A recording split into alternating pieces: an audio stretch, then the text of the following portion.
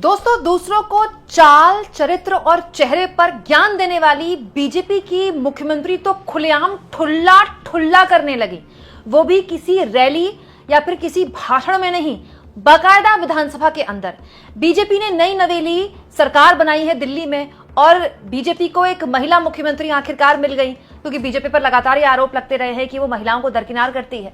तो बीजेपी ने एक महिला को मुख्यमंत्री बनाया, रेखा गुप्ता। लेकिन रेखा गुप्ता ने विधानसभा के अंदर ऐसे शब्दों का इस्तेमाल किया जिस पर ना केवल लोगों को बुरा लगा, बल्कि लोगों ने यह भी सवाल किया कि हिपोक्रेसी की भी कोई सीमा होती है, मतलब दोगलेपन की भी कोई इंतहा होती है। दोस्तों, ठुल्ला ठुल्ला करते हुए विधानसभा के अंदर दिल्ली के मुख्यमंत्री, बीजेपी के मुख्यमंत्री जो कि मोदी जी की पहली पसंद थी, जिनको जब चुना गया था कि बड़ी बड़ी बातें कही गई थी, वो किस तरह के भाषण दे रही हैं, जरा सुनिए।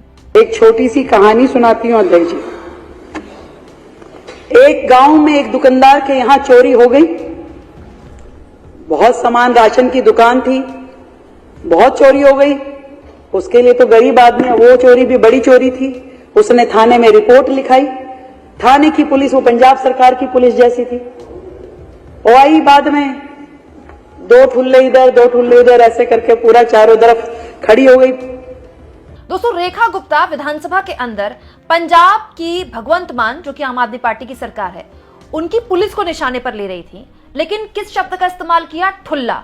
जैसे ही उन्होंने ये शब्द बोला, विधानसभा के अंदर जबरदस्त हंगामा हुआ। अच्छा, इसे संयोग कहें या प्रयोग, एग्जैक्टली जब दिल्ली के मुख्यमंत्री थे अरविंद केजरीवाल, तब उन्होंने भी यही शब्द इस्तेमाल किया था, ठुल्ला। लेकिन तब इस्तेमाल किया था दिल्ली की पुलिस के लिए। और उसके बाद ऐसा बवाल हुआ था कि जो दिल्ली के उस वक्त के मुख्यमंत्री थे अरविंद केजरीवाल पर केसेस हो गए थे। दोस्तों, दिल्ली के मुख्यमंत्री अरविंद केजरीवाल ने एक कार्यक्रम में, विधानसभा के अंदर नहीं, एक कार्यक्रम में, एक इंटरव्यू में दिल्ली पुलिस के लिए ठुल्ला शब्द इस्तेमाल किया था। दोस्तों, इसके बाद दिल्ली पुलिस के कांस्टेबल ने अरविंद केजरीवाल के खिलाफ आपराधिक मानहानि का मामला दर्ज करवाया था। कांस्टेबल ने कहा था कि ठुल्ला कहे जाने से उनके परिवार वाले, रिश्तेदारों और दोस्तों समेत आम जनता की नजर में उनकी प्रतिष्ठा को ठेस पहुंची है। निचली अदालत ने केजरीवाल को समन जारी कर दिया था। 2016 तक ये मामला चला। इस मामले में सुनवाई हुई। दिल्ली हाई कोर्ट ने समन पर रोक लगा दी। साथ ही केजरीवाल से कहा कि वो कोर्ट को इस शब्द का अर्थ बताएं। अब दोस्तों, वही शब्द, एग्जैक्टली वही शब्द रेखा गुप्ता यूज कर रही है। किसके लिए? पंजाब पुलिस के लिए। मतलब पंजाब में आपकी सरकार नहीं है, पंजाब में किसी और पार्टी की सरकार है, जिनसे आपका सीधा एक तरह से लड़ाई है, दिल्ली में एटलीस्ट। तो आप कोई भी शब्द इस्तेमाल कर सकते थे। ठुल्ला कहां से इस्तेमाल होता है? दोस्तों, ये बात सही है कि हमारे देश की जो पुलिस है, चाहे किसी भी राज्य की पुलिस हो, उस पर भ्रष्ट होने के और इसके अलावा उन पर तमाम तरह के दूसरे आरोप लगते रहे हैं कि वो ठीक से काम नहीं करते, निकम्मे हैं, थानों में ये होता है, वो होता है। दोस्तों, लगभग हर राज्य की पुलिस के लिए कहा जाता है। लेकिन ये बात भी सच है दोस्तों कि पुलिस वाले बहुत मुश्किल काम करते हैं। दोस्तों, पूरा देश होली मनाता है और पुलिस वाले होली में सुरक्षा का काम करते हैं। पूरा देश दिवाली मनाता है, लेकिन दिवाली की रात भी पुलिस वाले काम करते हैं। जन्माष्टमी हो या फिर दूसरे तीज त्योहार हो, पुलिस वाले लगातार हमारे लिए काम करते हैं। सच्चाई यह है कि पुलिस का खौफ है अभी भी। सड़क पर अगर आप निकल जाएं तो लोग डरते हैं। अगर आप जोर से पुलिस वाले को आवाज लगा दे तो चोर भाग जाता है, या फिर लोगों के मन में पुलिस का खौफ है। खाकी को देखकर एक खौफ है लोगों का, नहीं तो सड़क पर अपराध हो रहे होते खुलेआम। तो ये तो बात सच है ना दोस्तों कि पुलिस वाले मुश्किल काम करते हैं और उनकी ड्यूटीज बहुत लंबी होती है।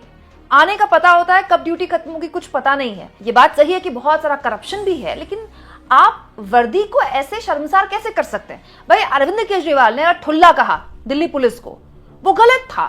तो फिर रेखा गुप्ता का ठुल्ला कहा जाना सही कैसे हो सकता है? दोस्तों, इस पूरे के पूरे मसले पर अब आम आदमी पार्टी मुखर हो गई है।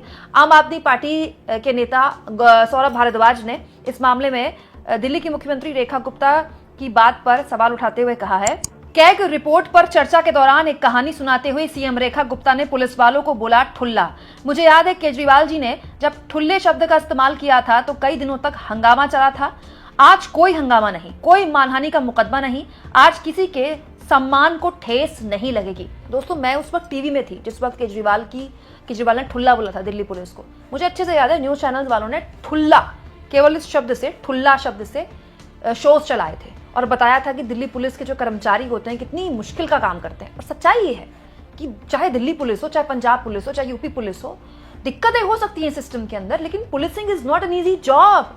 पुलिस का काम आसान नहीं है, लेकिन आप सोचिए पंजाब पुलिस का कोई कांस्टेबल या पुलिस अफसर होगा, वो अपने लिए ऐसे शब्द सुनेगा, उसे ठीक लगेगा, उसे अच्छा लगेगा। और दोस्तों रेखा गुप्ता की ये जो बातें हैं लगातार उनकी खुद की पार्टी पर सवाल खड़े कर रही हैं। दोस्तों रोजा इफ्तार का मामला हो, इफ्तार पार्टीज देने का मामला हो, या फिर जो होली के दिन जुम्मे की नमाज पढ़ी थी वो वाला मामला हो, या फिर कल जो अलविदा नमाज होती है, बहुत ही इंपॉर्टेंट नमाज होती है दोस्तों, रमजान के पाक महीने की आखिरी जुम्मा होता है, और उसको लेकर बीजेपी के नेताओं की जो बयानबाजी थी, बीजेपी शासित राज्यों ने जिस तरह से खुले में नमाज पढ़ने पर रोक लगा दी, यूपी में, हरियाणा ने तो ईद की छुट्टी कैंसिल कर दी है। लेकिन इस पूरे के पूरे मसले पर रेखा गुप्ता का स्टैंड अलग था। वो बीजेपी के नेता जो दूसरों को इफ्तार पार्टी में शामिल होने पर मुस्लिम तुष्टीकरण का आरोप लगा रहे थे, ये रेखा गुप्ता अपने पार्टी से बिल्कुल अलग स्टैंड लेकर इफ्तार पार्टी में न केवल शामिल हो रही थी बल्कि सौहार्द कायम करने की बात भी कर रही थी, जो अपने आप में सोशल मीडिया में बीजेपी की काफी किरकिरी करा गया कि एक तरफ आपके पार्टी के नेता दूसरों पर आरोप लगाते हैं कि आप इफ्तार पार्टी करके मुस्लिमों को खुश कर रहे हैं, और आपकी खुद की नई नवेली मुख्यमंत्री तो बकायदा इफ्तार पार्टी में शामिल हो रही हैं और ये बता रही हैं कि ये देश सबका है। हालांकि सच्चाई यह है दोस्तों कि मुद्दा कुछ और होना चाहिए। दिल्ली में ऐसा कुछ हो रहा है जो विपक्ष का कहना है, आम आदमी पार्टी का कहना है कि हाल के सालों में नहीं हुआ है। देखिए दिल्ली में अरविंद केजरीवाल कोई परफेक्ट नहीं थे या आतिशी का कामकाज परफेक्ट नहीं था, लेकिन एक दो चीजें थी जो कि जमीन पर बदलाव देखी गई, जिसकी वजह से केजरीवाल लगातार जीतते रहे। बिजली पानी में तो देखिए काम हुआ है, बिजली न केवल सस्ती हुई बल्कि लाइट जानी भी बंद हो गई थी या फिर बहुत कम हो गई थी। लेकिन अब जैसे जैसे गर्मियां आ रही हैं दिल्ली के लोग परेशान हो रहे हैं। दोस्तों ये खबर 29 मार्च की खबर दिखा रही हूं मैं आपको। दिल्ली के वजीराबाद इलाके में विद्युत वितरण कंपनी द्वारा आपूर्ति ठप किए जाने के विरोध में ग्रामीणों ने आउटर रिंग रोड जाम कर दी। 3 घंटे तक प्रदर्शनकारी यहां पर सड़क पर डटे रहे और यहां पर ट्रैफिक बाधित हो गया। क्यों? क्योंकि आम आदमी पार्टी का यह आरोप है कि दिल्ली के कई इलाकों में बिजली बाधित हो रही है। मतलब वो बिजली जो अरविंद केजरीवाल ने बिल्कुल जिसकी व्यवस्था ठीक कर दी थी, तो जानी बंद हो गई थी, उस बिजली पर अब संकट के बादल मंडराने लगे हैं।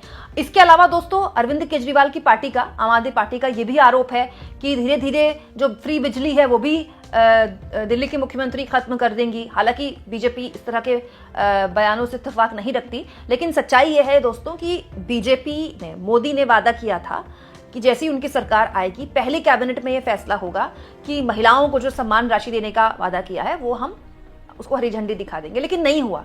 पहली कैबिनेट में यह फैसला नहीं हुआ। उसके बाद बजट जब रेखा गुप्ता ने पढ़ा, बजट भाषण जब पढ़ा, जब बजट का ऐलान किया गया, तब जाकर इस योजना को आगे बढ़ाया गया। तो तब भी आम आदमी पार्टी ने आरोप लगाए थे कि पहला वादा, जो सबसे बड़ा वादा था जिसकी वजह से बीजेपी को लोगों ने वोट दिया, न केवल उसको देर से पूरा किया बीजेपी ने, बल्कि उसमें लूप होल्स भी डाल दिए। क्योंकि देखिए जब मोदी ने बीजेपी के लिए दिल्ली में वोट मांगे थे मोदी की गारंटी के नाम पर, है ना, मोदी जी यही कहते हैं ना कि मोदी की गारंटी मतलब गारंटी पूरे होने की गारंटी, तो ये कहा था कि महिलाओं को सम्मान राशि दी जाएगी, महिला सम्मान राशि लाडली बहन योजना के तहत। लेकिन चुनाव जीतने के बाद इसमें टर्म्स एंड कंडीशंस लगा दिए बीजेपी ने। मतलब दिल्ली सरकार ने कह दिया कि एक परिवार जिसकी निश्चित आमदनी से कम होती है अगर, तो ही उन परिवार वालों को, उनकी परिवार की महिलाओं को ये सम्मान राशि दी जाएगी। तो यहां भी आम आदमी पार्टी ने आरोप लगाए दिल्ली पर कि जिस वक्त वोट चाहिए थे उस वक्त तो सारी महिलाओं को वादा किया कि आपको भी देंगे, आपको भी देंगे। तो जो गरीब आदमी, उसने सोचा कि घर में अगर 3 महिलाएं हैं, बूढ़ी माँ है, पत्नी है, बिटिया है, तो 3 लोगों के नाम की महिला सम्मान राशि आ जाएगी, तो ये तो बहुत बढ़िया हो जाएगा। उन लोगों ने वोट दे दिया बीजेपी को। लेकिन अब कहा जा रहा है कि अगर आपकी आमदनी इतनी है सालाना या इससे कम है तो ही आपको मिलेगी। तो ये अपने आप में धोखा ही तो है, क्योंकि ये टर्म्स एंड कंडीशंस तो आपने पहले बताए नहीं। वोट मिल गया, आपकी सरकार बन गई, तब आप बता रहे हैं। दोस्तों दिक्कत यह है कि बात इस पर होनी चाहिए। बीजेपी की सरकार इतने लंबे टाइम बाद बनी है दिल्ली में, बात इस पर होनी चाहिए। लेकिन बीजेपी की मुख्यमंत्री रेखा गुप्ता इस तरह के शब्दों का इस्तेमाल कर रही है। दोस्तों अमूमन पुरुषों की तरफ से इस तरह की भाषा आपने सुनी होगी। जो पुरुष होते हैं वो अब्यूज भी करते हैं, वो गालियां बकते हैं, उनकी भाषा भी इतनी अच्छी नहीं होती है। लेकिन जो महिला नेता होती है उनसे तो हम पुरुष नेताओं से ज्यादा एक्सपेक्ट करते हैं, क्योंकि हम बाय डिफॉल्ट उम्मीद करते हैं कि जो महिला नेता होंगी वो ज्यादा संवेदनशीलता लेकर आएंगी राजनीति में, वो सेंसिटिव ज्यादा होंगी, वो भाषा की मर्यादा बना के रखेंगी, और वो एक पूरे राज्य की पुलिस पर इस तरह के शब्दों का इस्तेमाल कर रही है, वो भी विधानसभा के अंदर। हालांकि जब हंगामा हुआ तो विधानसभा की कार्रवाई से इस शब्द को हटा दिया गया, लेकिन ये सोशल मीडिया का जमाना है दोस्तों, अब शब्द हटाएं ना हटाएं तैर गया ना सोशल मीडिया में। बड़ा सवाल यह है दोस्तों कि जब अरविंद केजरीवाल का ठुल्ला बोलना दिल्ली के एक कांस्टेबल को बुरा लग सकता है, तो पूरी पंजाब पुलिस को दिल्ली की मुख्यमंत्री रेखा गुप्ता की जुबान से अपने लिए ठुल्ला शब्द सुनकर कैसा लगा होगा? आपको क्या लगता है दोस्तों? कमेंट बॉक्स में जरूर लिखें और जितना हो सके चैनल को शेयर भी करें, सब्सक्राइब भी करें और थैंक्स और ज्वाइन, ये 2 ऑप्शन है जिसके जरिए प्लीज अगर आप चाहें तो आर्थिक तौर पर भी मेरे चैनल को जरूर सपोर्ट करें।